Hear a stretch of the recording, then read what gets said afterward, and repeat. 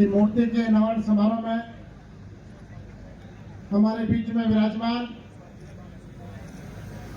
आज के इस कार्यक्रम की मुख्य अतिथि राजस्थान की यशस्वी उप मुख्यमंत्री और वित्त मंत्री माननीय दया कुमारी जी, हमारे बीच में विराजमान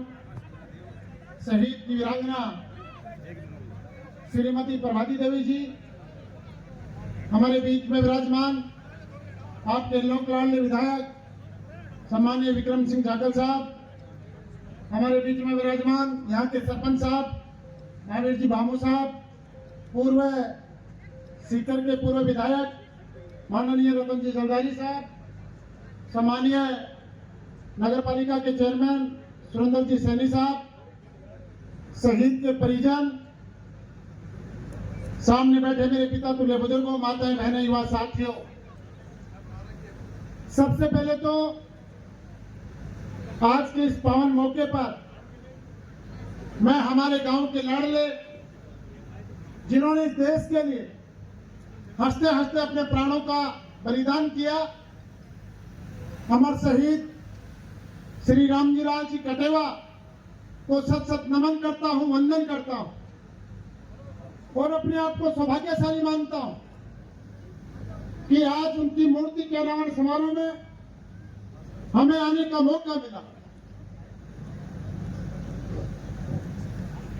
आओ झुककर सलाम करें उन्हें, आओ झुककर सलाम करें उन्हें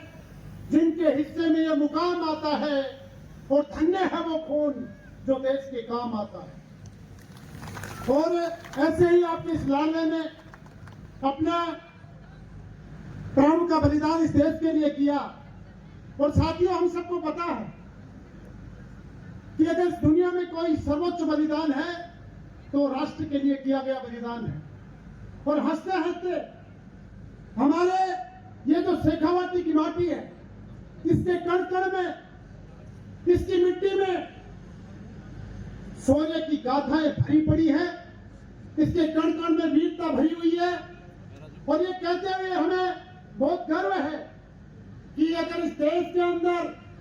अगर इस देश की रक्षा के लिए सीमा के ऊपर अगर सबसे ज्यादा बलिदान अगर किसी ने किया है तो हमारे शेखावाटी के लाडलों ने इस देश की रक्षा के लिए अपना बलिदान किया। साथियों, हम सबको माननीय हमारी उप मुख्यमंत्री दया कुमारी जी को सुनना है। मैं कोई बहुत ज्यादा लंबी बात नहीं कहूंगा, लेकिन मैं इतना जरूर कहना चाहता हूं कि इस दुनिया में हर कोई जन्म लेता है और दुनिया से एक दिन चला जाता है, लेकिन जो लोग अपने समाज के लिए, अपने देश के लिए और अपने कर्तव्य पथ पर अगर अपने प्राणों का उत्सर्ग करते हैं तो दुनिया उनको सदा सदा के लिए याद करती है। आज से सैकड़ों साल पहले भगत सिंह ने जब इस देश के लिए अपना बलिदान किया, हंसते हंसते फांसी के फंदे को चूम लिया। आज जब भी शहादत की बात आती है तो निश्चित रूप से शहीद भगत सिंह का नाम ऊपर ही ऊपर लिखा होता है। इस बात को हम सब लोग जानते हैं। मैं नौजवानों को कहना चाहता हूं, ये जो भावी हमारी पीढ़ी है उसको कहना चाहता हूं कि हमें ऐसे देशभक्तों से, ऐसे शहीदों से हमें प्रेरणा लेनी चाहिए और हमें देश के लिए हमेशा समर्पित रहने का और अपने मन में एक राष्ट्रभक्ति का भाव हर नौजवान के दिल में होना चाहिए। मैं ये कहना चाहता हूं और हमारे आने का तभी ये प्रयास सार्थक होगा। और मैं तो कहता हूं जो भी व्यक्ति आज इस प्रोग्राम में आया है वो सौभाग्यशाली है कि हम उस व्यक्ति को, उस अमर शहीद को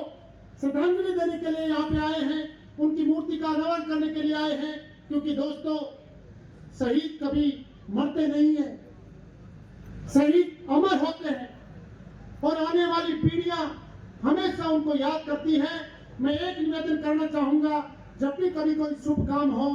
तो निश्चित रूप से जिस प्रकार से हम देवताओं को पूजते हैं, देवताओं को नमन करते हैं, उसी प्रकार से हमें अपने शहीदों को नमन करना चाहिए। क्योंकि समय भी काफी हो गया, हम काफी देर से पहुंचे हैं। जगह जगह माननीय उप मुख्यमंत्री जी का स्वागत हो रहा था रास्ते में, तो इस कारण से हम देरी हो गए, इसके लिए हम क्षमा प्रार्थी है। और अंत में मैं तो आप लोगों को यही कहूंगा कि सब लोग एक नारा लगाएंगे, भारत माता की जय,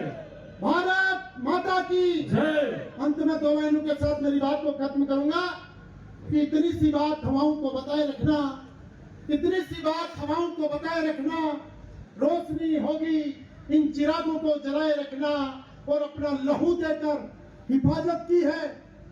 राम जी लाल जैसे शहीदों ने इस तिरंगे की, उस तिरंगे को सदा अपने दिल में बसाए रखना, सदा इस दिल में बसाए रखना। मैं पुनः आज के इस कार्यक्रम में हमारी माननीय मुख्यमंत्री दिया कुमारी जी